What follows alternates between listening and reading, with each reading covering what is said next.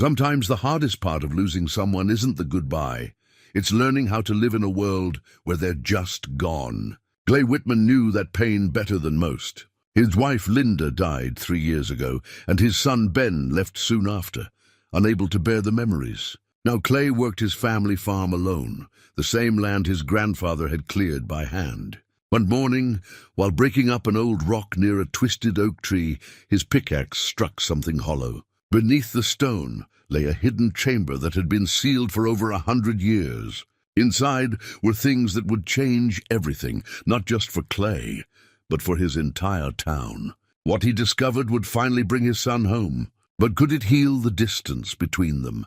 Before we continue, tell us where you're tuning in from, and if this story touches you, make sure you're subscribed, because tomorrow I've saved something extra special for you. The alarm clock rang at 5:30, same as it had every morning for the past 30 years.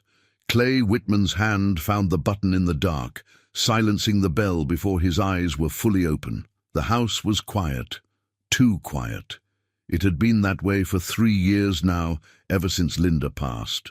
He sat on the edge of the bed, feet finding the worn floorboards, and allowed himself a moment before the day began. The bedroom still held traces of her. The quilt she'd made draped across the foot of the bed, her reading glasses on the nightstand, where she'd left them the last time she'd been well enough to read. Clay had never moved them. Some mornings, he could almost convince himself she was just downstairs making coffee, humming one of those old hymns she loved. But the silence always reminded him otherwise. Clay dressed in the half-light of dawn, flannel shirt, work jeans, boots that had been resoled twice. In the bathroom mirror, a 54-year-old man looked back at him with tired eyes. His hair had gone mostly grey in the last few years, and the lines around his mouth had deepened. Linda used to say he had kind eyes. He wondered if that was still true, or if grief had changed them too. Downstairs, he made coffee in the old percolator, the sound of it bubbling, filling the kitchen with something close to comfort. He stood at the window, watching the sun rise over the 200 acres that had been in his family for 5 generations. The land rolled gently toward the tree line, fields that would need plowing soon, fences that needed mending. Always something that needed fixing. The Whitman farm sat in the hills of rural Pennsylvania, just outside the small town of Millridge. Population 1,847, though that number had been declining for years. Most of the young people left for the cities, looking for work that didn't leave dirt under their fingernails. Clay couldn't blame them. Farming was hard work, with little reward these days. Some months he barely broke even, but this land was in his blood. His grandfather had cleared it with an axe and a mule. His father had worked it through the Depression, somehow keeping the family fed when neighbors were losing everything. Clay had learned to drive a tractor before he could ride a bike. This place was part of him, and he was part of it. Linda had understood that. She'd grown up in town, the daughter of a school teacher, but she'd taken to farm life like she was born to it. She'd kept a garden that was the envy of the county, put up preserves every fall, and made their small farmhouse into a home that always smelled like fresh bread and wood smoke. She'd been the heart of this place. When she got sick, it happened fast. 6 months from diagnosis to the end. Pancreatic cancer, the doctor said, already too far along to treat effectively. They'd tried anyway. Surgery, chemotherapy that made her so weak she could barely stand. Clay had held her hand through all of it, watched her shrink down to nothing, seen the light in her eyes dim a little more each day. Ben had been 25 then, working construction in Pittsburgh, trying to make his own way. He'd come home when they called, stayed for the final weeks. Those had been the hardest days of Clay's life, watching his wife die while his son sat, silent and hollow-eyed in the corner, unable to process what was happening. After the funeral, Ben had stayed for 2 weeks. They'd worked the farm together, not talking much, just moving through the motions. But Clay could feel his son pulling away, grief building a wall between them. One morning, he'd come downstairs to find Ben's truck gone and a note on the table. "I'm sorry, Dad. I can't stay here right now. Everything reminds me of her." That had been nearly 3 years ago. They'd talked on the phone maybe a dozen times since then. Awkward conversations where neither of them said what they really meant. Clay would ask how work was going. Ben would say fine. Ben would ask about the farm. Clay would say he was managing. Then silence would stretch between them until one of them found an excuse to hang up. Clay poured his coffee and took it out to the porch. The April morning was cool, the air fresh with the smell of earth and growing things. This was his favorite time of day before the work began, when he could just sit and watch the world wake up. His gaze drifted to the old oak tree at the eastern edge of the near field. It was a massive thing, probably 200 years old, with a trunk so wide it would take 3 men to circle it with their arms. What made it remarkable, though, was the boulder it grew through. A huge split stone, maybe 10 feet across, with the oak's trunk rising right through the middle where the 2 halves of rock had separated. Local kids used to say the tree had broken the stone, but Clay's grandfather had told him the truth. The boulder had been split by ice ages ago, and an acorn had fallen in the crack. Over decades, the tree had simply grown around what was in its way. Linda had loved that tree. She'd painted it, photographed it in every season, written a little history of it for the County Historical Society. She'd called it a testament to persistence, to life finding a way even in the hardest circumstances. Clay had been meaning to clear the brush around it for months now. The wild roses and brambles had grown up thick, making it hard to get close to the trunk. He'd finally decided this morning was the day. He finished his coffee, set the cup on the porch rail, and headed to the shed for his tools. The work was harder than he'd expected. The roots of the brambles ran deep, and the old rose canes caught at his gloves and jacket. He worked methodically, cutting and pulling, stacking the debris in a pile to burn later. Sweat soaked through his shirt, despite the cool morning. He was working near the base of the boulder, trying to pry out a particularly stubborn root, when his pickaxe hit stone with a sound that wasn't quite right. Not the solid thunk of tool-meeting rock, but something more hollow, something that rang. Clay stopped, wiped his forehead with his sleeve, and knelt down. He cleared away more dirt and debris, exposing the base of the boulder. There, between the 2 halves of the split stone, where the oak's roots had pushed them slightly apart, was a gap. Not natural, too regular, too deliberate. His heart began to beat a little faster. He worked more carefully now, using his hands to clear away the accumulated soil and dead leaves.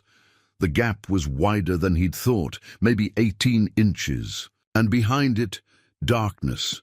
The ground sloped down, away from the light. Clay sat back on his heels, breathing hard. In all his years working this land, he'd never noticed this. But then the brush had been thick here for as long as he could remember. Linda had wanted to clear it, make the tree more accessible, but there'd always been other things to do, more urgent things. He reached into the opening, felt cool air moving against his hand. There was space back there, real space. His fingers touched something metal, and he pulled back instinctively. Then, gathering his courage, he reached in again and closed his hand around it. When he pulled it out into the light, he found himself holding an old iron key, heavy and rust-pitted, the kind that might open a door in a castle or an ancient church. Clay turned it over in his hands, his mind racing. What was this? Why was it here? And what did it open? The sun was higher now, warming his back. He should get to the other chores, the things that needed doing, but he couldn't stop staring at the key, couldn't stop thinking about that darkness beyond the stone, the space that shouldn't exist. He tucked the key into his pocket and stood, brushing the dirt from his knees. Tonight, after the day's work was done, he would come back with a flashlight. He would see what was there. But standing there in the morning light, with the weight of iron in his pocket and questions multiplying in his mind, Clay Whitman felt something he hadn't felt in 3 long years. He felt curious. He felt awake. For the first time since Linda died, he felt like something was about to begin. Clay couldn't focus on his work.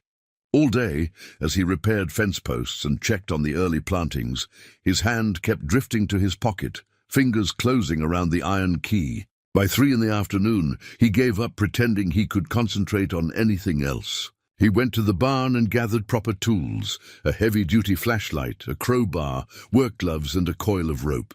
He felt slightly foolish, like a boy playing at adventure, but something in his gut told him this was important. This was real. The sun was still high when he returned to the oak tree. In the daylight, the opening seemed less mysterious, just a gap between stones. But when he knelt and shone his flashlight into the darkness, his breath caught. Stone steps, carefully carved, descending into the earth. Clay's hands trembled slightly as he cleared more debris from the opening. The gap was just wide enough for a man to squeeze through if he turned sideways. He tested the first step with his boot, solid, stable. The stone was dry, which seemed impossible for something that had been buried for who knew how long. He took a breath and eased himself through the opening. The stairs went down about 12 feet, ending in a small chamber. Clay swept the flashlight beam around, and his mind struggled to make sense of what he was seeing. The room was perhaps 15 feet square, with a ceiling just tall enough for him to stand upright. The walls were made of fitted stone, the workmanship careful and deliberate. This wasn't a natural cave. Someone had built this. The air was cool but not damp, surprisingly fresh. There must be ventilation somewhere, though he couldn't immediately see it. Along one wall stood a wooden workbench, and on it sat an old oil lantern, a few simple tools, and something wrapped in oilcloth. Clay approached the bench carefully, half afraid the whole thing might crumble at his touch. But when he picked up the oilcloth bundle, it was solid, preserved by the dry air and careful wrapping. His fingers worked at the ties, stiff with age, until they finally came loose. Inside was a book, a journal bound in leather that had once been brown but had faded to a mottled gray. No title on the cover, just a simple brass clasp holding it shut. Clay opened it with shaking hands. The first page bore a date, April 3rd, 1858. Below it, in careful script, "This record I keep in faith that what we do here matters, though we work in darkness and in secret. May God grant that future eyes which read these words live in a time when such work is no longer needed." Nathaniel Cross.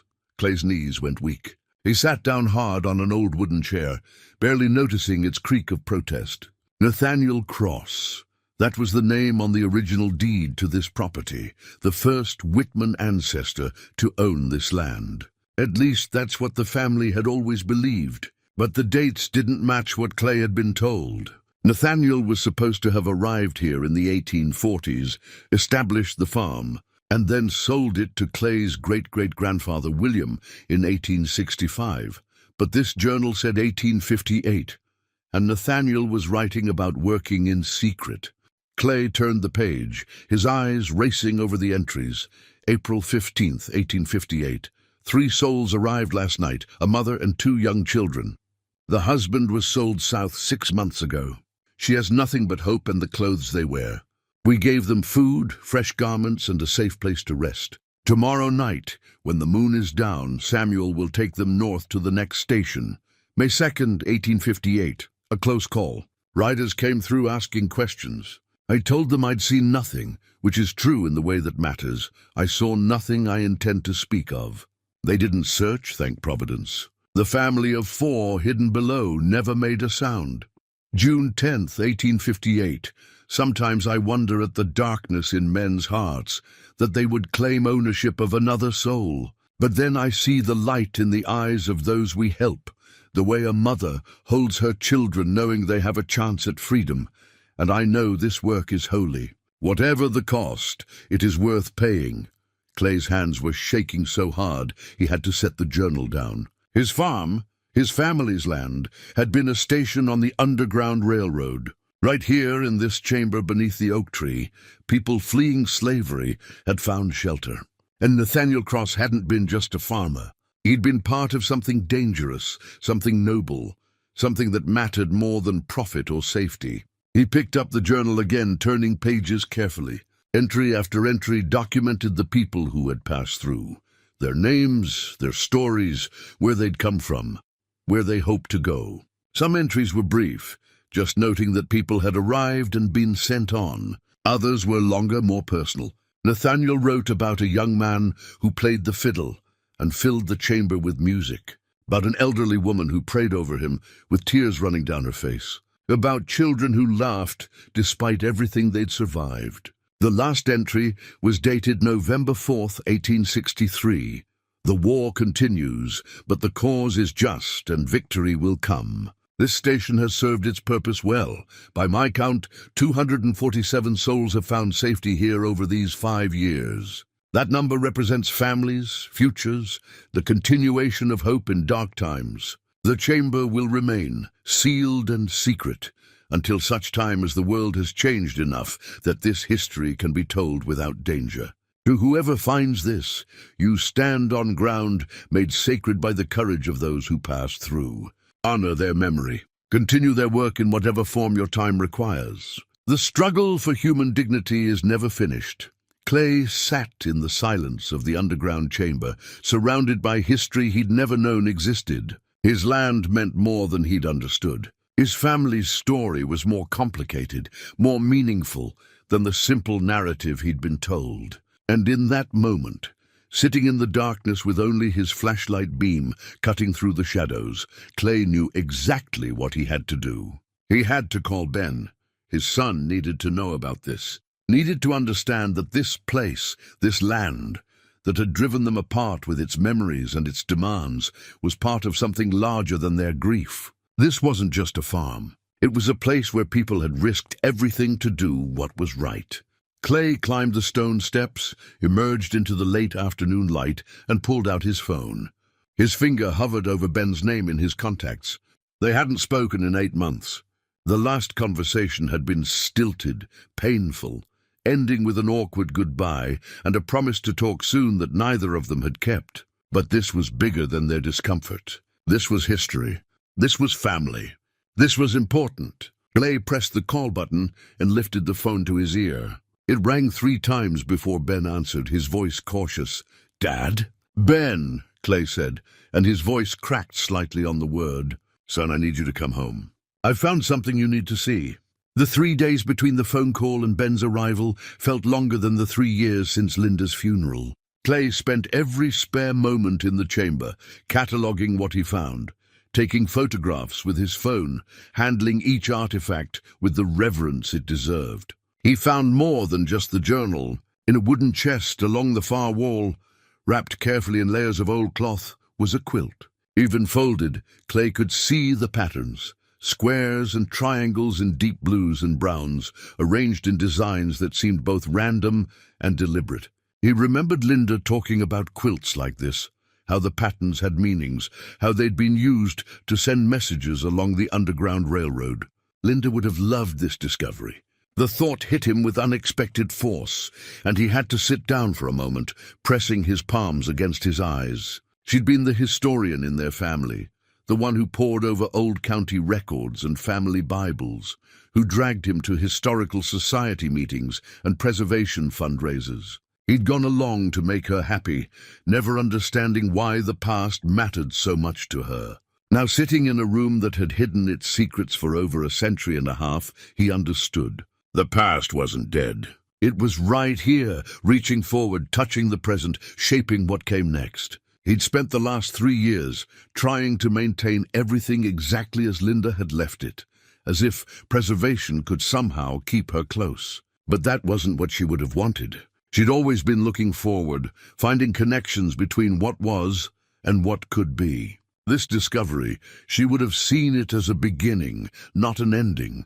Clay carefully unfolded the quilt, spreading it across the workbench. The stitching was fine, the fabric worn but intact. He photographed it from every angle, then looked up the patterns on his phone. Bear paw, a signal for mountain passes to follow. Flying geese, a directional marker pointing north. Crossroads, a symbol for Cleveland, a major hub on the Underground Railroad. This wasn't just a quilt. It was a map, instructions sewn into cloth so they could be hidden in plain sight. On the morning Ben was due to arrive, Clay cleaned the farmhouse. He hadn't realized how much he'd let things slide until he started looking at the place through someone else's eyes. Dishes stacked in the sink, dust thick on the furniture, newspapers piled by the door. He'd been living like a ghost, moving through rooms without really inhabiting them. He washed and swept and put things away, opened windows to let fresh air chase out the staleness. By the time he heard a vehicle coming up the drive, the house looked almost like itself again. Ben's truck was dusty, the bed loaded with tools and equipment from whatever job he'd been working. Clay stepped out onto the porch as his son climbed down from the cab, and for a moment they just looked at each other. Ben had changed. He was 28 now, but he looked older, harder around the edges, with a tiredness in his eyes that hadn't been there before. His dark hair needed cutting, and his work clothes were stained with paint and plaster dust. But he was still Ben, still Clay's son. "Hey, Dad," Ben said, his voice careful, neutral. "Hey yourself," Clay replied. "How was the drive?" "Fine. Traffic wasn't bad." Ben grabbed a duffel bag from the truck bed. "So what's this all about? You were pretty mysterious on the phone." Clay smiled slightly. "I figured if I told you over the phone, you wouldn't believe me. Come on, I'll show you." They walked across the field toward the oak tree, and Clay felt the awkwardness between them like a physical presence. Ben kept a careful distance, hands in his pockets, gaze on the horizon. They'd once been comfortable together, father and son working side by side, talking about everything and nothing. Now they were strangers making small talk. "Farm looks good," Ben offered. "It's holding together," Clay said. "Barely. You keeping up with everything okay?" "I manage." Silence fell again, heavy and uncomfortable. Clay cleared his throat. "I'm glad you came. You said it was important." "It is." They'd reached the oak tree. Clay gestured toward the opening between the stones. "It's down there. I found it by accident, clearing brush. Been here all along, and I never knew." Ben frowned, stepping closer. "What is it, a cave?" "Not exactly." "Here," Clay handed him a flashlight. "See for yourself." Ben squeezed through the opening, and Clay followed him down. At the bottom of the steps, Ben stopped, his flashlight beam sweeping the chamber. Clay watched his son's face in the reflected light, saw the confusion shift to wonder. "What is this place?" Ben breathed. "Underground railroad station," Clay said quietly. "Our land. Our family. This is where they hid people escaping slavery over 150 years ago." Ben turned slowly, taking it all in. His beam found the workbench, the journal, the carefully folded quilt. "You're serious. Dead serious." "There's a journal, written by Nathaniel Cross, the first owner of this property. He documented everyone who came through. 247 people, Ben, right here under this tree." Ben moved to the workbench, picked up the journal with careful hands. He opened it, read the first page, then looked up at his father with something like awe in his eyes. "This is real. This is actually real. Every word. I've been down here for 3 days, going through everything. There's more.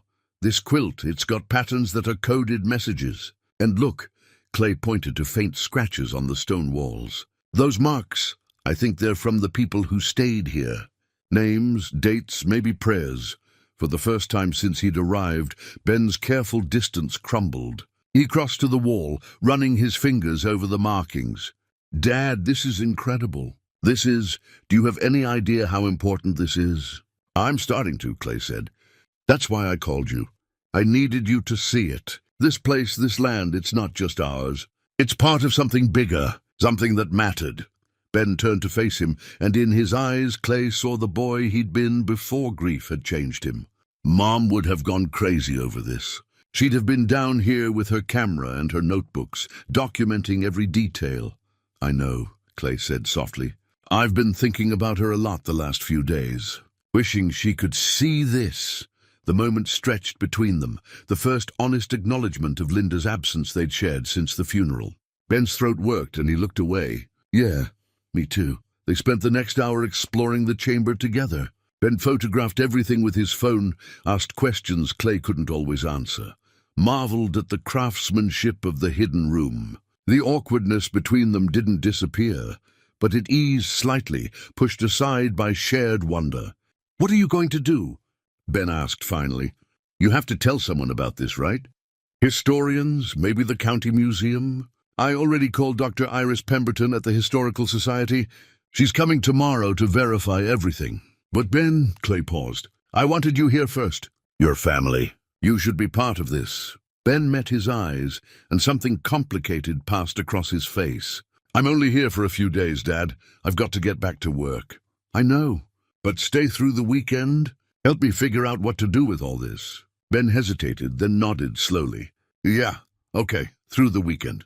It wasn't much. It wasn't the healing Clay had hoped for, but it was a start. Dr. Iris Pemberton arrived precisely at 9 the next morning, driving a sensible sedan that had seen better days. She was in her early 60s, with steel-grey hair pulled back in a practical bun and eyes that missed nothing.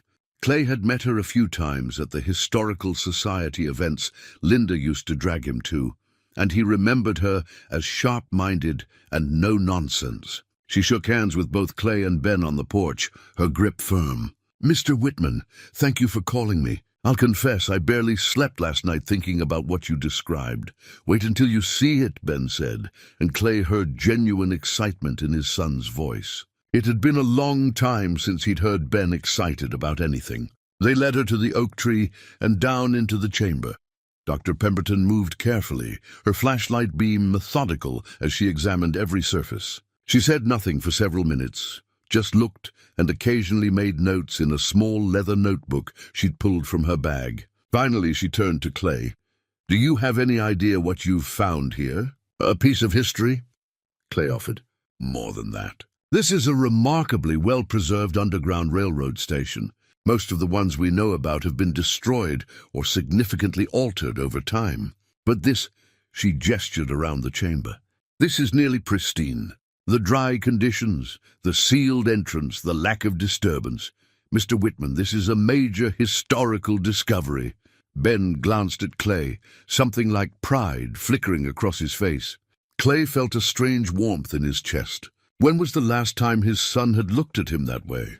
Dr. Pemberton spent the next 2 hours examining everything in detail. She photographed the journal, handling it with cotton gloves she'd brought. She studied the quilt, identifying patterns Clay hadn't noticed. And then, while carefully examining the workbench, she found something none of them had seen. "There's a false bottom in this drawer," she said, her voice tight with controlled excitement. Clay and Ben crowded close as she worked a small knife around the edges of what they'd thought was a solid drawer bottom. With a soft click it came free, revealing a hidden compartment beneath. Inside was another book, smaller than the journal. Dr. Pemberton lifted it out with careful hands and opened it. Her eyes widened. "It's a ledger, a record of names." She set it on the workbench where they could all see. Page after page of names, written in the same careful script as the journal. But these entries were different, just names, dates, and brief notations. Arrived July 12th, 1858. Mother, father, 3 children. Sent north July 14th. Single man, August 3, 1859, injured foot. Remained 9 days. "How many?" Clay asked quietly. Dr. Pemberton turned pages, counting silently. "Over 200 entries. Each one represents at least one person, sometimes whole families."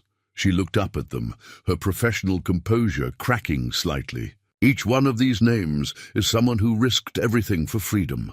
Someone Nathaniel Cross risked his life to protect." Ben leaned over the ledger, his finger tracing down the columns. "Look at this one.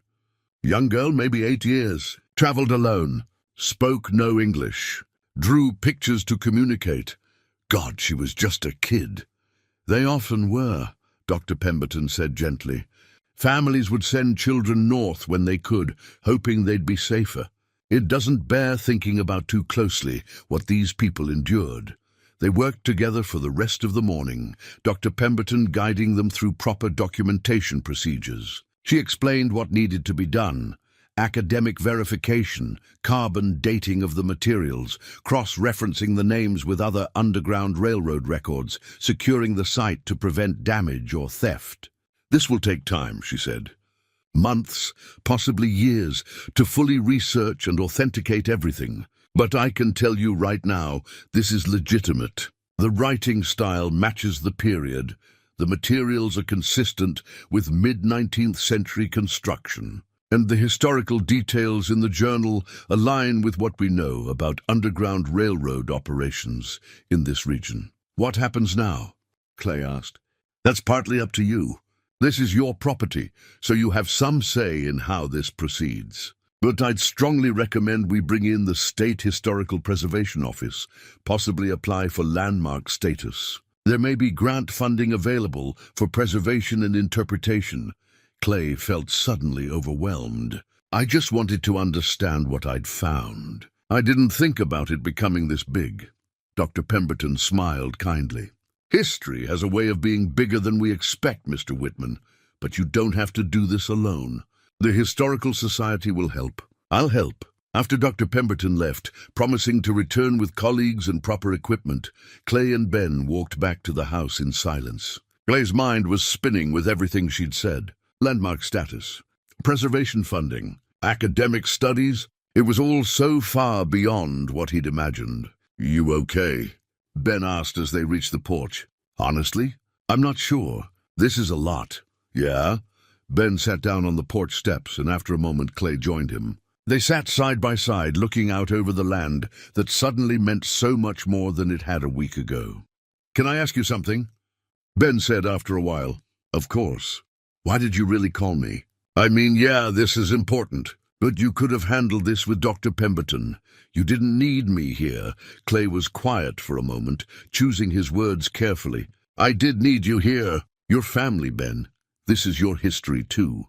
And he paused, struggling. "I've missed you. I know things have been hard between us. I know I haven't been the father you needed after your mother died.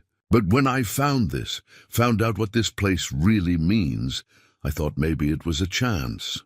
A chance for us to what?" Ben's voice was gentle but guarded. "To be in the same place again, working on something that matters." "I don't know. Maybe that's foolish."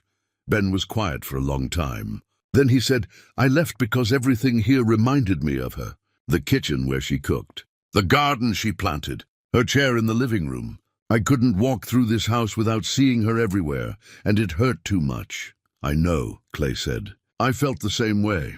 Still do some days, but you stayed. I didn't know where else to go. This land, it's all I know how to do. And leaving felt like abandoning her somehow, even though I know that doesn't make sense." Ben nodded slowly. "I've been miserable in Pittsburgh. The work's fine, but it's just work. No meaning to it. No connection. I've been drifting, Dad, just getting by day to day, not really living. That makes two of us." Then they sat with that admission hanging between them, both of them acknowledging what they'd been avoiding for 3 years. They'd both been lost, both been surviving rather than living. "This discovery," Ben said eventually, "it's important, not just historically. I don't know. It feels like maybe there's a reason you found it now." "What do you mean?" "Mom loved this kind of thing. Local history, stories about real people doing courageous things. And this place, this chamber, it's about people who were separated from their families, trying to find their way back together, trying to be free." Ben turned to look at Clay. "Maybe that's what we need to do. Find our way back to each other." Clay felt his throat tighten. "I'd like that, son. I really would." "Then let's do it. Let's figure this out together. Not just the historical stuff, but us. We can't keep going the way we have been." "No," Clay agreed. "We can't." It wasn't a solution. It wasn't instant healing, but it was honest, and it was a beginning. For the first time in 3 years, Clay felt something like hope. The days settled into a rhythm. Mornings, Clay and Ben worked the farm together, the regular work that still needed doing regardless of what lay beneath the oak tree. Afternoons, they made the drive into Millridge to the Historical Society, where Dr. Pemberton had given them access to the archives. Clay had never spent much time in the basement of the old courthouse building where the Historical Society kept its records. Linda had volunteered here for years, cataloging documents and organizing photographs, but he'd rarely joined her. Now, sitting at one of the long tables with Ben beside him, surrounded by boxes of old papers and leather-bound volumes, he felt closer to her than he had in months. "Look at this," Ben said one afternoon, sliding a book across the table. It was a county history published in 1889, its pages brittle with age. He'd marked a section with his finger. "There's a mention of Nathaniel Cross." Clay leaned over to read. "Among the early settlers of Millridge Township was Nathaniel Cross. a man of Quaker faith who established a prosperous farm on the Eastern Ridge in 1855. Known for his quiet demeanor and charitable works, Cross was regarded as a pillar of the community until his death in 1868. He never married, and upon his passing, the property transferred to William Cross, believed to be a distant relative who had come to assist in the farm's operation during Cross's final years. "William Cross," Clay said quietly. "That's my great-great-grandfather. At least that's what I always thought. But it says believed to be a distant relative," Ben pointed out. "Not confirmed. And why would Nathaniel leave the farm to a distant relative instead of closer family?" Dr. Pemberton appeared beside them, reading over their shoulders. "That's an excellent question. And I may have found part of the answer." She set down a folder she'd been carrying. "I've been going through birth and death records. There's no record of Nathaniel Cross marrying or fathering any children, at least not officially. But I did find something interesting." She opened the folder and pulled out a photocopy of an old document. This is from the Quaker meeting records. It notes that in 1843, a young woman named Ruth Brenner died in childbirth. The child, a boy, survived and was taken in by her family. "No father is listed. That's not uncommon for the time," Clay said, "especially if the mother was unmarried." "True. But here's what's interesting. Ruth Brenner's family lived on the property adjacent to where Nathaniel Cross would later establish his farm. And 15 years later, when her younger brother sold that property and moved west, Nathaniel Cross purchased it, extending his holdings." Ben frowned. "You think Nathaniel was the father?" "I think it's possible. More than possible." Dr. Pemberton pulled out another document. "This is William Cross's baptism record from 1843. It lists the Brenner family as his guardians. But there's a notation in the margin, barely legible. But I had a colleague with better eyes than mine look at it. It says CNC provision. Nathaniel Cross," Clay breathed. "I believe so. I think Nathaniel had a relationship with Ruth Brenner. She died giving birth to their son, and he made provisions for the boy's care while keeping his own involvement quiet. Perhaps to protect the child from scandal, perhaps because of his Quaker beliefs about responsibility. Either way, he kept watch over William from a distance, and eventually the boy came to work the farm with him." Clay sat back in his chair, his mind reeling. If this was true, then William Cross hadn't been a distant relative at all. He'd been Nathaniel's son, which meant we're directly descended from Nathaniel Cross, Ben said, voicing what Clay was thinking. "This land, the work he did here, it's not just our property. It's our bloodline." That evening, they drove back to the farm in thoughtful silence. Clay kept turning the discovery over in his mind, trying to reconcile this new understanding with the family history he'd always believed. Everything felt different now, as if the ground beneath him had shifted slightly but fundamentally. "We should go back down," Ben said as they pulled up to the house. "Look through everything again, knowing what we know now." They took fresh batteries for the flashlights and descended into the chamber. It felt different this time, more personal. Clay moved along the walls, examining them more carefully than he had before. And there, in the far corner, he found what he hadn't noticed in his earlier explorations, carved into the stone. The letters worn but still visible, NC Pas RB 1842, his ancestors' private memorial, hidden where no one would see it. A record of love that had to remain secret, grief that couldn't be openly expressed. "Dad, come look at this," Ben called from the workbench. Clay crossed to where his son stood holding something small, a tin case about the size of a pocket watch. Ben opened it carefully, revealing what was inside, a daguerreotype. The image was faded, but still clear enough to make out the figures. A man, standing stiffly formal in dark clothing, his hand resting on the shoulder of a woman seated before him. Around them, 3 children, 2 boys and a girl, all dressed in their finest clothes. All of them looking directly at the camera with expressions that were hard to read. Not quite smiling, but not afraid either. "Determined, maybe, hopeful, turn it over," Clay said. On the back, written in faded ink, July 1859, safe passage granted. By the grace of God, They were looking at people Nathaniel had helped. A family that had passed through this chamber, had hidden in this darkness, had taken the risk of freedom. The photograph would have been taken after they'd reached safety. A record of survival, of victory against terrible odds. They made it, Ben said softly. Whoever they were, wherever they were going, they made it.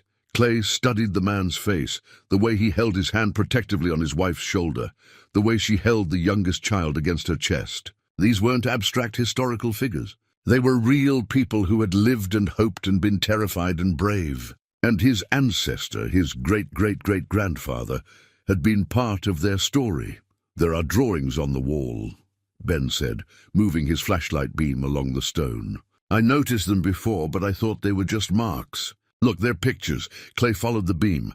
Scratched into the stone, almost invisible unless you knew to look for them, were simple images. A house, a sun, birds in flight, and words carved carefully in a child's uncertain hand. Thank you. The chamber suddenly felt smaller, the air thicker. These walls had witnessed so much courage, so much fear, so much hope. Children had hidden here, drawing pictures while they waited to learn if they'd live to see another day. Families had huddled in this darkness, trusting strangers with their lives, and Nathaniel Cross, his ancestor, had given them that chance. Not for money, not for recognition, because it was right, because some things mattered more than safety. Clay felt the weight of that legacy settling onto his shoulders. This land wasn't just dirt and crops and property lines. It was sacred ground, made holy by the courage of everyone who had passed through it. We have to do something with this, Ben said, still staring at the children's drawings. We can't just keep it to ourselves. I know, Clay said. But what? A museum exhibit? That doesn't feel like enough. No, Ben agreed. It needs to be more. Something that honors what happened here. Something that continues it somehow.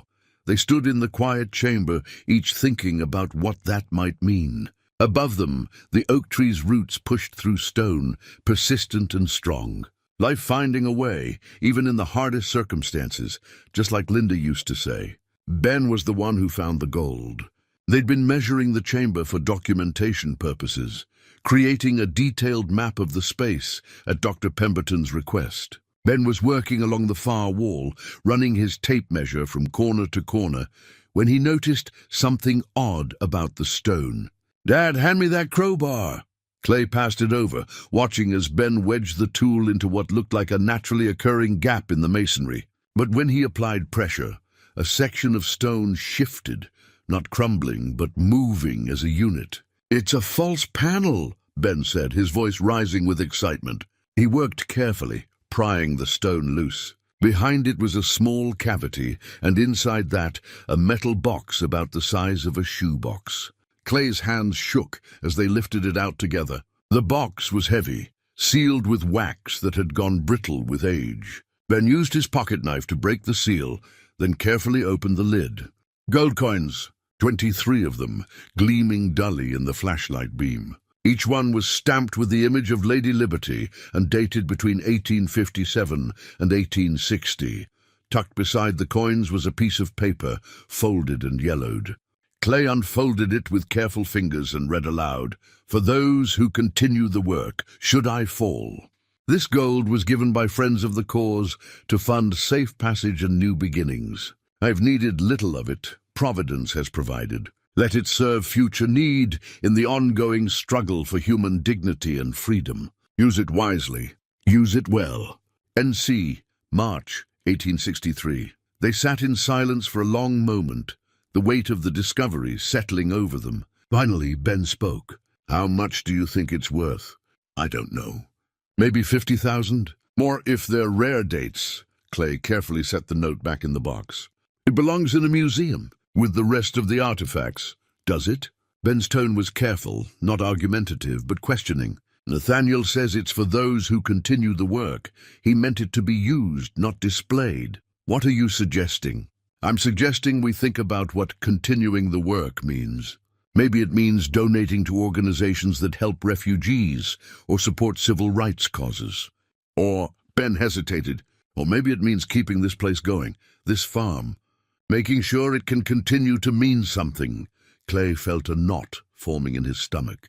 "Ben, I need to tell you something." His son looked at him, waiting. "The farm is in trouble.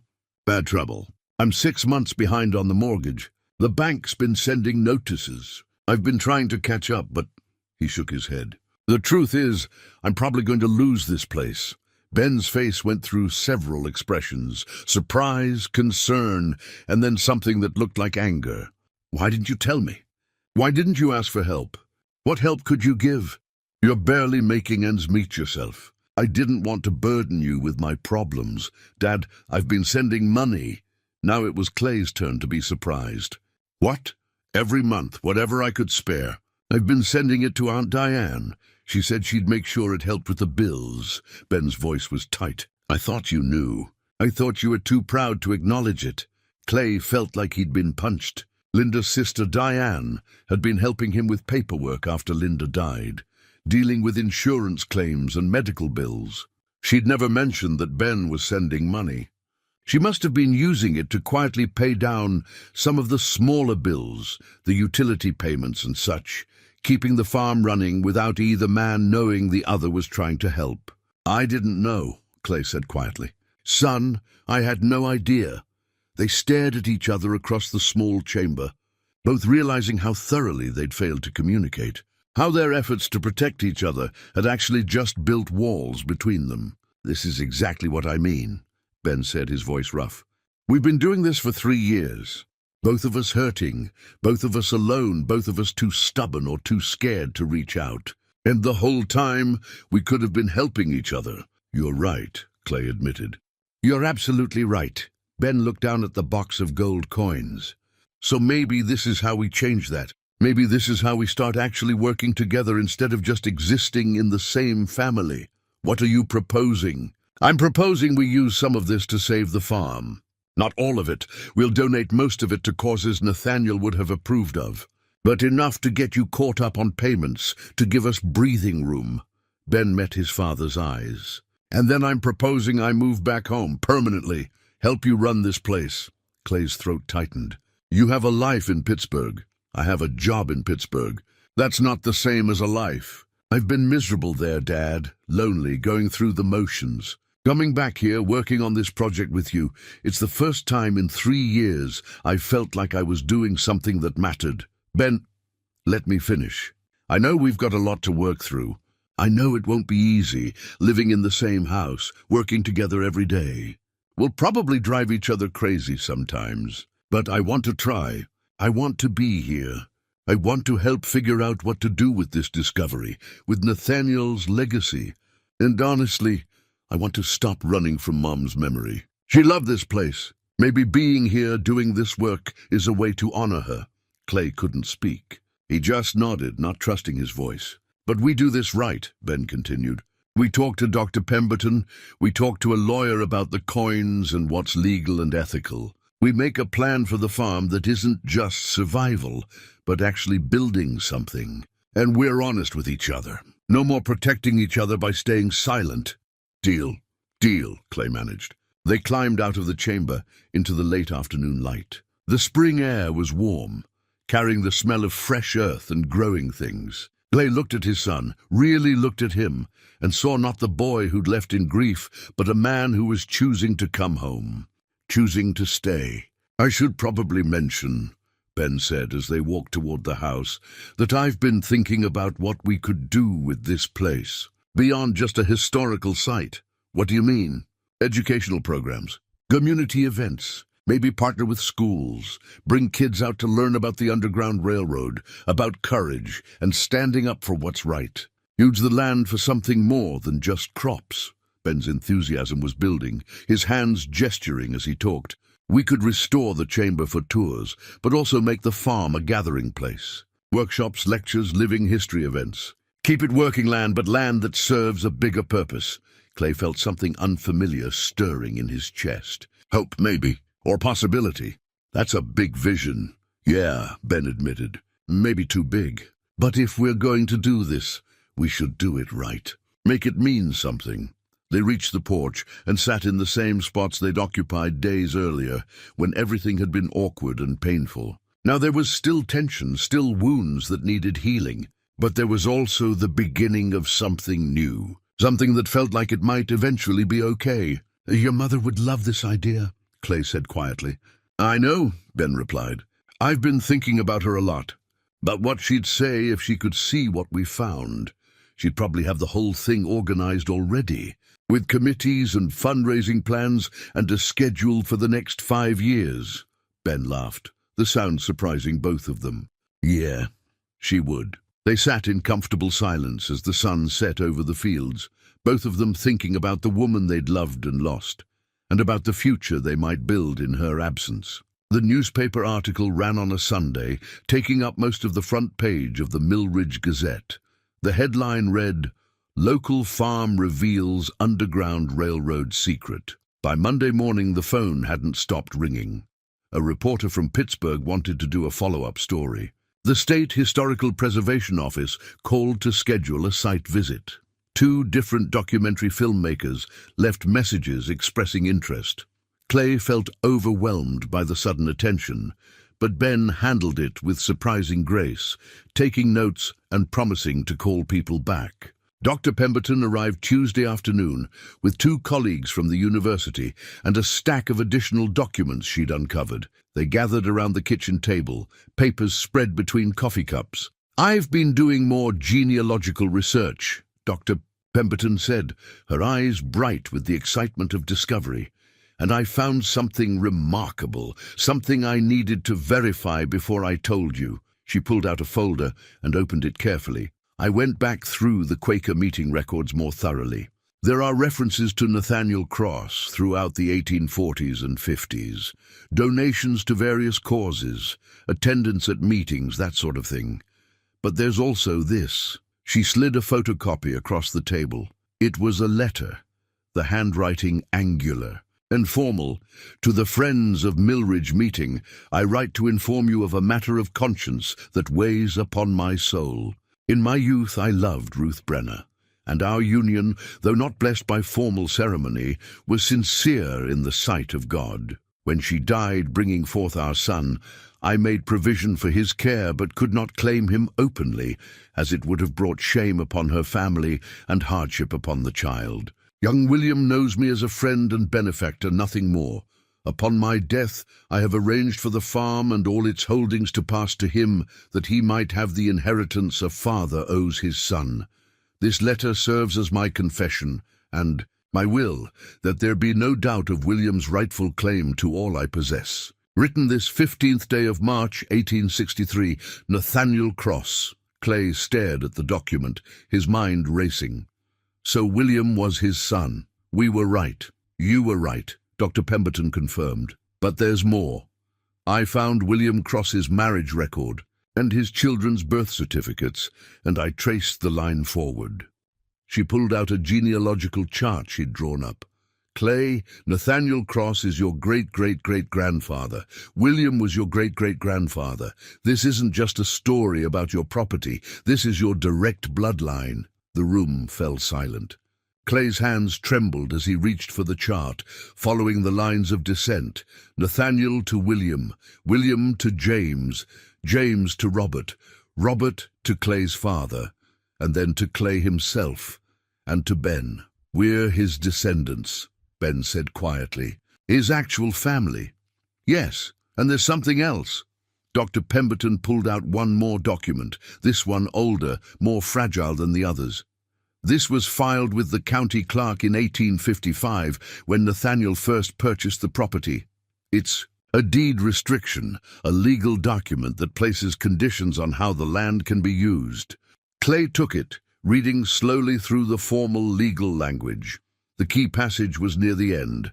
This land shall be maintained in perpetuity as a station of conscience, a place of refuge for those in need, and a testament to the belief that all souls are equal before God. Should any heir or successor fail to honor this purpose, the property shall pass to the Society of Friends, to be held in trust for humanitarian work. This restriction shall not be removed or altered, binding all future generations who claim ownership. What does that mean exactly? Ben asked. One of Dr. Pemberton's colleagues, a lawyer who specialized in historical property law, spoke up. It means Nathaniel legally designated this property for humanitarian purposes. In modern terms, this could potentially support establishing the farm as a non-profit organization. The station of conscience language is unusual, but combined with the historical record of what actually happened here, it creates a strong legal framework for preservation and educational use. Clay's mind was spinning. So we couldn't just sell it even if we wanted to? Technically, you could try. But any buyer would take the property subject to this restriction. They'd be legally obligated to use it for humanitarian purposes, or risk having it revert to Quaker oversight. The lawyer smiled slightly. In practical terms, Nathaniel built in protection for his life's work. He wanted to make sure the land continued to serve the purpose he'd devoted himself to. Ben leaned back in his chair, a strange expression on his face. He knew, somehow, he knew that future generations might forget, or might be tempted to use the land for something else. So he made it impossible. He was a man who thought long-term, Dr. Pemberton agreed, and apparently a man who trusted that his descendants would understand and honor what he'd built here. After the visitors left, Clay and Ben walked down to the chamber. They'd been going there most evenings now, drawn by something neither of them could quite name. It felt right to sit in that space, to be close to the history they'd uncovered. Clay held the copy of Nathaniel's letter, reading it again by flashlight. "Upon my death, I have arranged for the farm to pass to him, that he might have the inheritance a father owes his son." "He loved William," Ben said. "He couldn't claim him, couldn't be his father publicly, but he made sure the boy had everything he could give him, and he made sure William would know eventually. This letter, it was meant to be found, meant to explain." They sat quietly for a moment. Then Ben said, "We have to do it, don't we? Turn this place into something more, not just because of the legal restriction, but because it's what Nathaniel intended, what he hoped for." "I think so," Clay agreed, "but it's a big risk. The farm's barely surviving as it is. Trying to turn it into an educational center, a non-profit. We could lose everything. We're losing everything anyway, Dad. At least this way. We're losing it for a reason, for a purpose." Clay thought about that. Thought about the past 3 years of barely holding on, of working himself into exhaustion just to maintain what was. Thought about Ben's misery in Pittsburgh, his own loneliness here on the farm. They'd both been surviving, not living, both been maintaining instead of building. "Nathaniel's last words in the journal," Clay said slowly. "The struggle for human dignity is never finished. Maybe that's what he's asking us to do. Continue the struggle, in whatever form makes sense for our time." "Education," Ben said. "Teaching people about this history, about courage and sacrifice, bringing the community together, making this a place that serves people, not just crops. It would mean completely changing how we operate, probably giving up on most of the farming, dealing with visitors, with programs, with all the things I've spent my life avoiding." "Yeah," Ben admitted. "It would mean change, big change. Are you ready for that?" Clay looked around the chamber, at the walls that had sheltered so many brave souls, at the children's drawings scratched into stone, at the evidence of his ancestors' quiet courage and stubborn hope. "I don't know if I'm ready," he said honestly, "but I think it's what we're meant to do, what Linda would want us to do, what Nathaniel trusted his family to do." "Then let's do it," Ben said.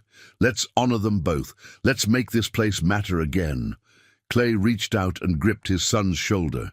Together, Ben agreed. Above them, the oak tree's roots pushed through ancient stone, holding firm, holding steady, the way they'd been doing for over a century and a half, waiting for this moment. Attorney Gordon Sheffield's office was in a restored Victorian house on Main Street, the kind of place that felt more like a comfortable library than a law office.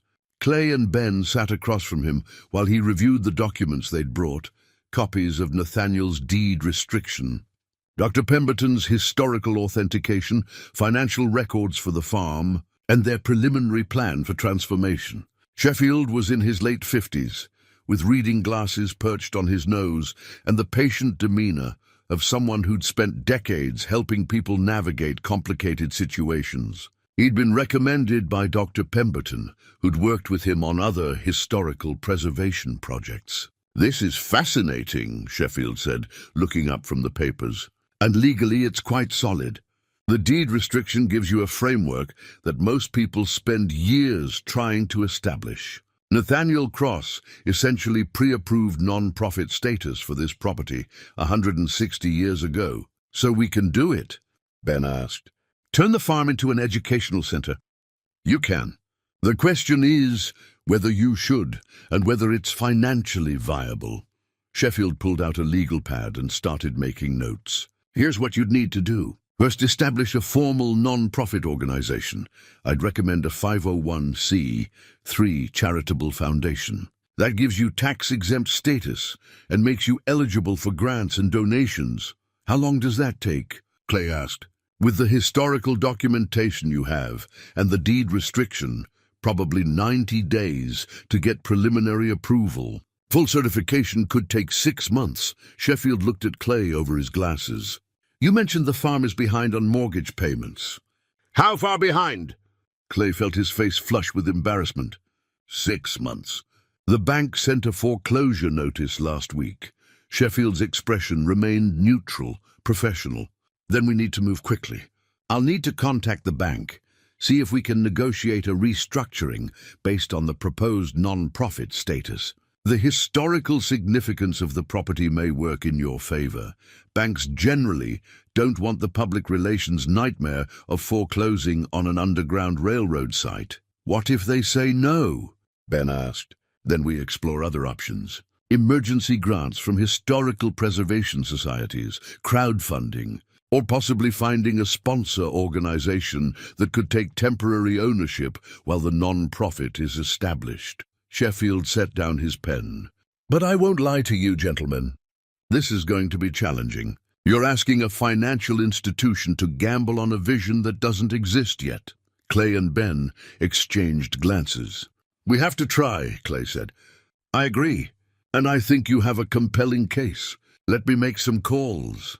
Sheffield stood, signaling the meeting was coming to a close. "In the meantime, I need you to work with Dr. Pemberton to formalize your educational plan. The bank will want to see concrete details, projected revenue, operational costs, sustainable business model." "Can you have that ready in a week?" "We'll have it ready," Ben promised. The next 7 days were the most intense work Clay had done in years. He and Ben spent every evening at the kitchen table, surrounded by spreadsheets and business plans, trying to turn their vision into something concrete and convincing. Dr. Pemberton came by twice to help, bringing data from similar historical sites around the region. A restored underground railroad station in Ohio was bringing in 40,000 visitors a year.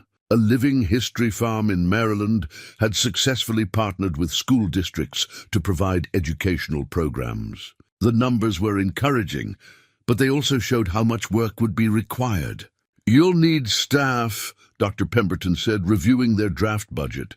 "At minimum, a site manager, 2 educators, and someone to handle bookings and visitor relations." "That's 4 salaries," Clay said, feeling overwhelmed. "How do we fund that before we have revenue coming in?" "Grants," she replied. "I've already identified 3 foundations that fund historical education projects. Between them, you could potentially secure enough for your first year of operations. After that, you'd need to be self-sustaining through admission fees, program fees, and continued grant applications." Ben was taking notes furiously. "Oh, what about facilities? The chamber itself is fine, but we'd need restrooms for visitors, maybe a small visitor center, parking area. The State Preservation Office might help with infrastructure if you get landmark status," Dr. Pemberton said. "And there are federal grants for accessibility improvements. It's not impossible, but it requires knowing how to navigate the system. Can you help with that?" Clay asked. She smiled. "I was hoping you'd ask. I'd be honored to serve as your historical director. Part-time, of course. I still have my position at the university. But this project is too important to walk away from. By the end of the week, they had a 30-page business plan that included historical context, educational objectives, financial projections, staffing plans, and a 5-year timeline for development.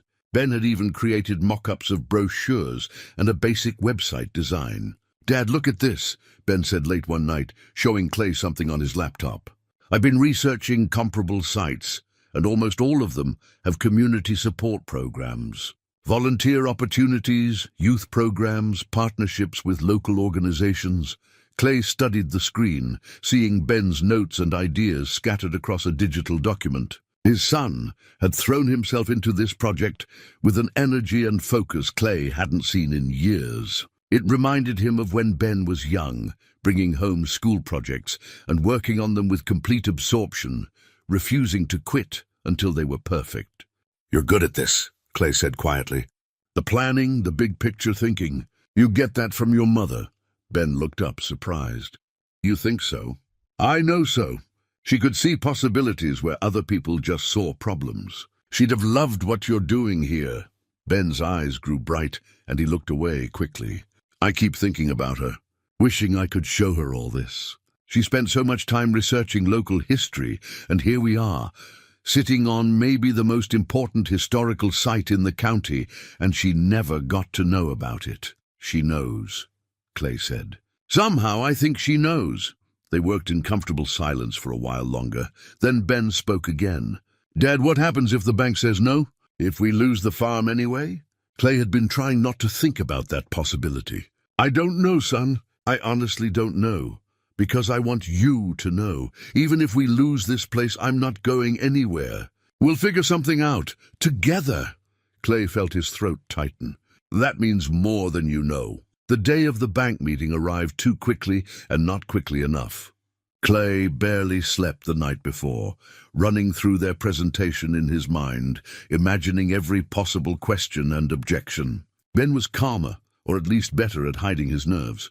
They dressed carefully, not suits, which would have felt false, but clean work shirts and decent pants. They were farmers, not businessmen, and there was no point pretending otherwise. They loaded their presentation materials into Ben's truck, the business plan, letters of support from Dr. Pemberton and the Historical Society, photographs of the chamber and artifacts, and the deed restriction that proved this land was meant for something more than profit. Sheriff Paulson stopped by just as they were leaving. "Heard you've got a big meeting today. Wanted to wish you luck." "Thanks," Clay said. "We'll need it. For what it's worth, I think what you're doing is important. This town needs something to be proud of, something that brings people together, instead of just watching them leave." Paulson extended his hand. "You've got more support than you probably realize." The drive to the bank felt both too short and endless. Clay's hands were sweating on the steering wheel. Beside him, Ben sat quietly, flipping through their notes one more time. "Whatever happens," Clay said as they pulled into the parking lot, "I'm proud of you. Of us. We did something here. We found each other again." Ben looked at his father and smiled. "Yeah, we did. Now let's go save the farm." The bank's conference room was all polished wood and fluorescent lighting designed to intimidate. 5 people sat on the opposite side of the table: Mr. Stanley Voss, the bank president, and 4 board members whose names Clay immediately forgot. They looked like they belonged there, comfortable in their business attire, while Clay felt like he'd tracked mud across a clean floor. Voss was a thin man with silver hair and wire-rimmed glasses, the kind of person who probably analyzed risk assessments for entertainment. He gestured for Clay and Ben to sit, his expression giving nothing away. "Gentlemen, thank you for coming. I understand you have a proposal regarding the Whitman property." Clay's mouth was dry. He started to speak, but his voice came out rough. He cleared his throat and tried again. "Yes, sir. We'd like to request a loan restructuring based on new information about the property's historical significance." "I've read Mr. Sheffield's initial brief," Voss said. "Underground railroad station, family connection to the original conductor. Quite the discovery." Clay couldn't tell if that was meant to be encouraging or dismissive. He pulled out the presentation binder they'd prepared, passing copies to each board member. Ben had organized it beautifully: photographs of the chamber, transcribed journal entries, Dr. Pemberton's authentication letter, and the business plan. The property has been verified by the State Historical Society as an authentic and remarkably well-preserved underground railroad station. Clay began, his voice steadier now. Our ancestor Nathaniel Cross helped 247 people escape slavery between 1858 and 1863. The chamber beneath the oak tree, the journal, the artifacts, they're all documented here.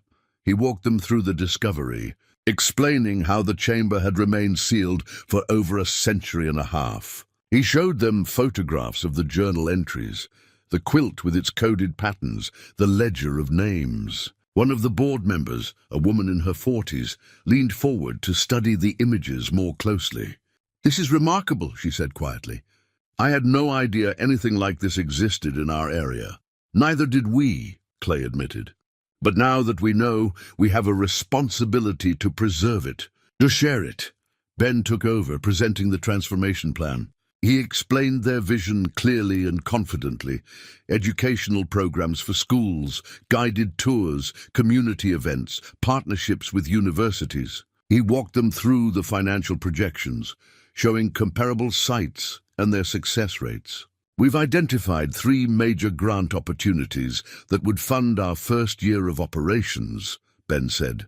"After that, we project sustainability through a combination of admission fees, program fees, and ongoing grant applications.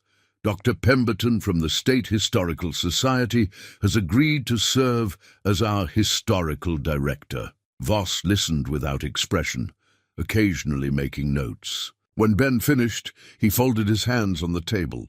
"These are impressive plans, but plans don't pay mortgages. You're 6 months behind on payments, Mr. Whitman. The bank has already initiated foreclosure proceedings." Clay felt his heart sink, but he pressed on. "I understand that. But the property has value beyond its market price. This is a significant historical site. The deed restriction from 1855 designates it for humanitarian purposes in perpetuity.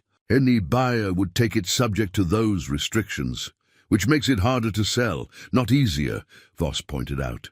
"Or it makes it more valuable to the right buyer," Ben countered. "A historical society, an educational foundation, a museum, organizations that would want it specifically because of those restrictions." Another board member, an older man with kind eyes, spoke up. "Mr. Voss, I think we need to consider the public relations angle here. If we foreclose on an underground railroad site, especially one with this level of historical significance, it won't reflect well on the bank. We're not in the business of making decisions based on sentiment," Voss replied. "We have fiduciary responsibilities." "I'm not talking about sentiment," the man said. "I'm talking about community standing and long-term relationships. The Whitman family has banked here for 5 generations." Clay seized the opening. "Sir, I'm not asking for charity. I'm asking for a chance. Restructure the loan with lower payments over a longer term, tied to our non-profit status. Give us 90 days to finalize the non-profit paperwork and secure initial grant funding. If we can't meet those benchmarks, you can proceed with foreclosure." Voss studied him for a long moment. "You're asking us to gamble on history and hope, Mr. Whitman." "No, sir," Clay said, and he was surprised by the strength in his own voice. "I'm asking you to invest in community and purpose. This farm has been saving lives for over 160 years. It saved mine. It saved my sons. We're not asking you to bet against us. We're asking you to bet with us." The room fell silent. Clay could hear his own heartbeat, feel Ben's tension beside him. Everything they'd worked for, everything they'd discovered and planned and hoped, it all came down to this moment. Voss glanced at his fellow board members. "We need to deliberate privately. If you'll wait outside, please."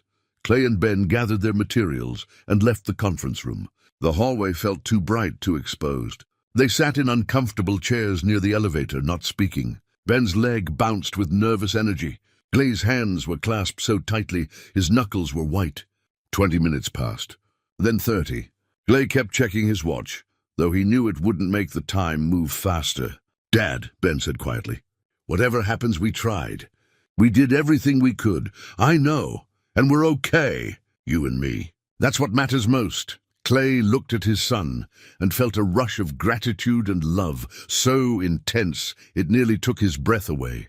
Yeah, he managed. We are. The conference room door opened. Voss stood in the doorway, his expression unreadable. Gentlemen, if you'll come back in. They returned to their seats. Clay's heart was pounding so hard he thought everyone must be able to hear it. Voss sat down, adjusted his glasses, and looked at them both. The board has reached a decision. Voss opened the folder in front of him, and Clay braced himself for disappointment.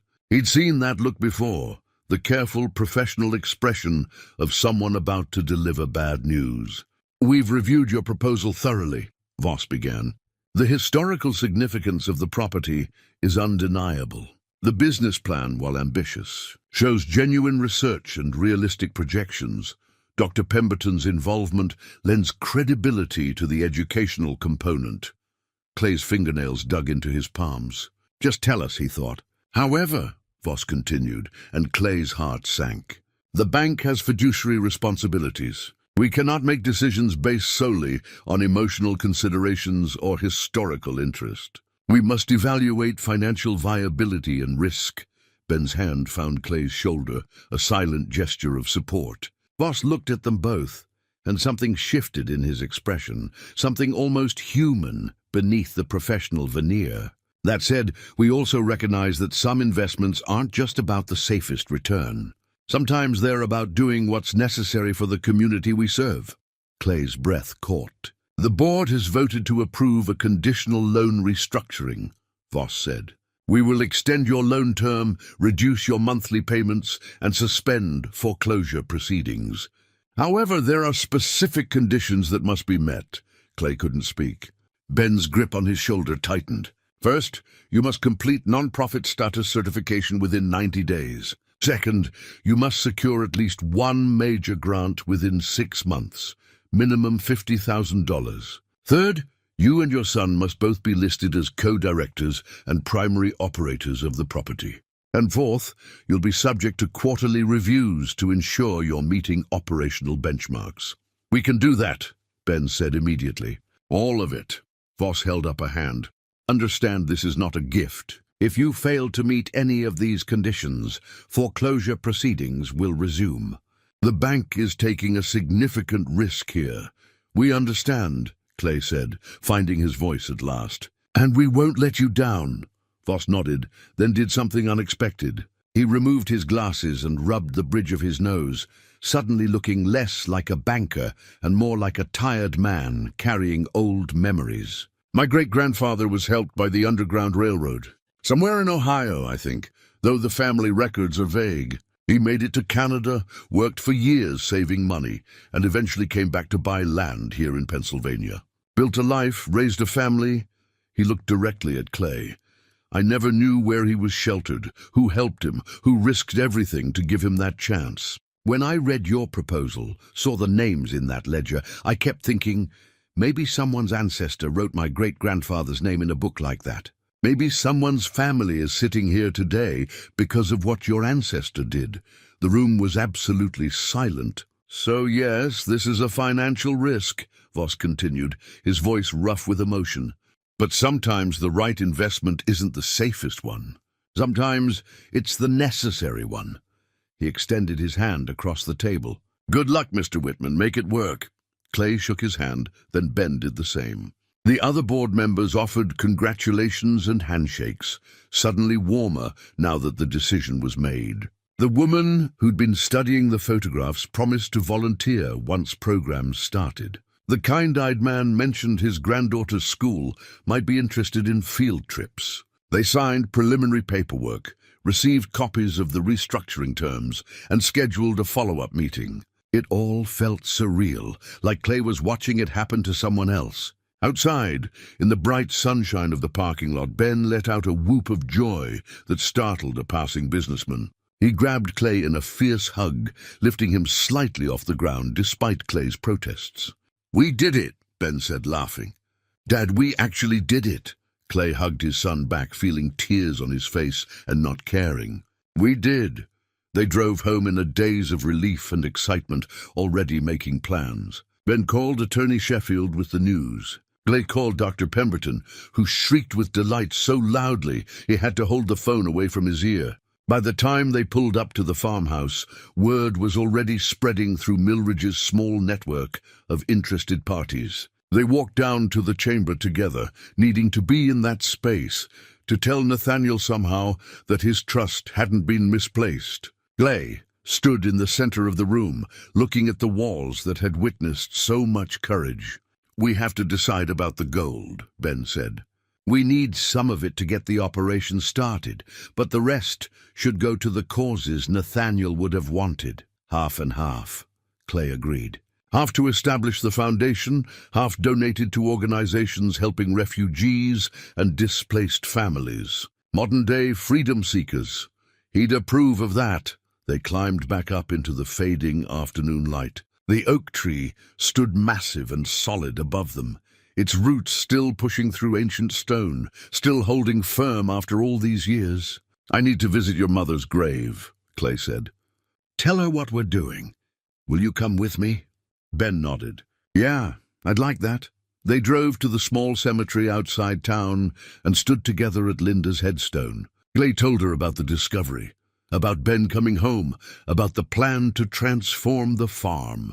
He told her they were going to be okay, that they'd found their way back to each other. Ben knelt and placed his hand on the stone. "We're going to make something good, Mom, something that would make you proud." As the sun set, painting the sky in shades of gold and rose, father and son stood side by side, no longer separated by grief, but united by purpose and hope. 3 months had changed everything. Clay stood at the chamber entrance on a crisp October morning, watching as workers installed the memorial plaque they'd commissioned. Brass, with letters deeply engraved so they'd last another century or more. Ben supervised the placement, making sure it was level, making sure it was right. The inscription read, "In memory of Nathaniel Cross and all who sought freedom here. May this place forever stand for courage, hope, and human dignity." The farmhouse was different now, too. Ben's old room was occupied again, his belongings unpacked, his presence filling spaces that had been empty too long. They'd established a morning routine, coffee together before the day's work began, easy conversation about plans and problems, the comfortable rhythm of two people learning to live and work side by side. The non-profit paperwork had been approved 2 weeks earlier. Cross Farm Heritage Center, officially recognized as a 501c3 charitable foundation. Dr. Pemberton served as historical director, and they'd hired 2 part-time educators from the community college. A retired teacher named Mrs. Judith Crane volunteered 3 days a week, bringing homemade cookies and endless energy. The first grant had come through, $75,000 from the State Historical Preservation Fund. More applications were pending. A documentary crew had spent a week filming, and their piece would air on the state PBS station next month. School districts from 3 counties had already booked field trips for the spring. Today was the soft opening, a small ceremony for supporters and community members before they opened to the public next week. Folding chairs were set up near the oak tree, maybe 50 of them. Not a huge crowd, but the right people, those who'd believed in the vision from the beginning. Sheriff Paulson arrived early, helping arrange the chairs. Dr. Pemberton came with her university colleagues, all of them eager to see the finished restoration. Attorney Sheffield brought his wife. Neighbors Clay hadn't spoken to in years showed up, curious and supportive. Mrs. Crane arrived with her daughter, who pushed her wheelchair carefully over the uneven ground. Judith was 87, her hands twisted with arthritis, but her mind was sharp as ever. She'd become one of their most valuable volunteers, sharing stories her grandmother had told her about the Underground Railroad, about the courage it took to run, and the courage it took to help. As people gathered, Ben pulled Clay aside. "You ready for this?" "I think so. You wrote a good speech." "We wrote it together." Ben adjusted his father's collar, a gesture so reminiscent of Linda that Clay felt his throat tighten. "She'd be proud of us, you know, what we've built here." "I know she would." The ceremony began simply. Dr. Pemberton spoke about the historical significance of the site, the remarkable preservation of the chamber and artifacts. She read excerpts from Nathaniel's journal, her voice catching on the passage about children drawing pictures while waiting for freedom. Then it was Clay's turn. He stood before the small gathering, these people who'd supported him and Ben through the hardest months, and spoke from the heart. 3 months ago, I was about to lose everything. This farm, this land that's been in my family for 5 generations, I thought it was slipping away. And in some ways, I'd already lost what mattered most. My wife was gone. My son was gone. I was just going through the motions, maintaining something that didn't really mean anything anymore. He paused, looking at Ben, who stood off to the side with an encouraging nod. Then I found a hidden chamber beneath that oak tree, and everything changed. I discovered that this land means more than I ever knew, that my family's story is part of something bigger, something that mattered then and matters now. But more than that, I found a way back to my son, a reason to stop just surviving and start actually living again. He gestured toward the memorial plaque, now gleaming in the morning sun. Nathaniel Cross wrote that the struggle for human dignity is never finished. He understood that every generation has to take up that work in whatever form makes sense for their time. For him, it was hiding people in the darkness, giving them food and shelter and hope. For us, it's education. It's bringing people together.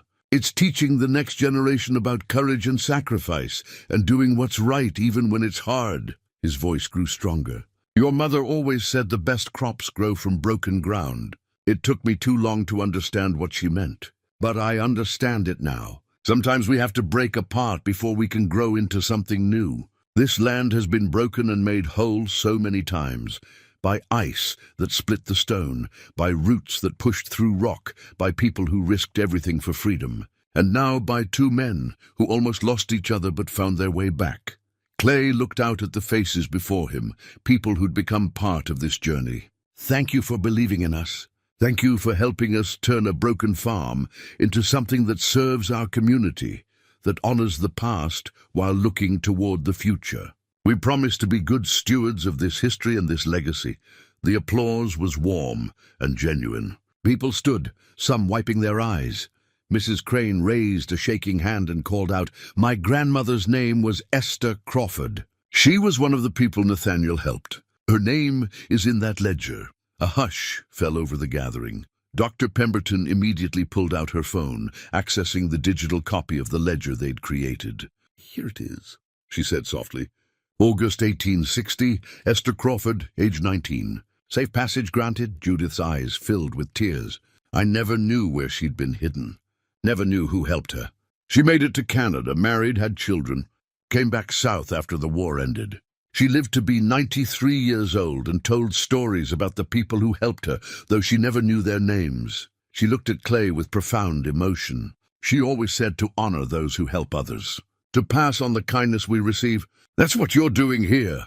Ben helped Judith from her wheelchair to stand beside the memorial plaque. Her daughter supported her as she placed a small bouquet of wildflowers at its base. "For my grandmother," she said, "and for Nathaniel Cross, and for all the brave souls who passed through here." The ceremony ended with a tour of the chamber, small groups descending the stone steps to see the space where history had unfolded.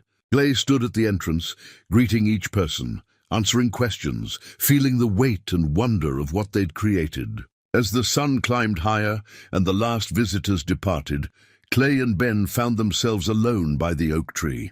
The memorial plaque caught the light, a permanent marker of what had been and what would continue to be. "We did it," Ben said quietly. "We did," Clay agreed. Together, they stood in comfortable silence, father and son, beside the tree that had witnessed so much and held so many secrets. Above them, branches reached toward the sky. Below them, roots gripped stone. And around them, the land that had been passed down through generations waited to serve a new purpose, to teach new lessons, to continue the work that was never finished. Clay touched the rough bark of the oak, feeling the connection to everyone who'd come before, Nathaniel, William, all the freedom seekers who'd sheltered here, Linda, who'd loved this place. They were all part of the same story, the same legacy. "Ready to go home?" Ben asked. Glay smiled. "Yeah, let's go home." They walked back toward the farmhouse, lights glowing warm in the windows, welcoming them. Behind them, the chamber waited, ready to share its stories with all who would come to listen. And the oak tree stood witness, as it had for 2 centuries, roots deep and branches reaching, a testament to persistence, to hope, to life, finding a way even in the hardest circumstances. Sometimes the greatest treasures aren't found in the ground, but in the people standing beside us when we uncover them.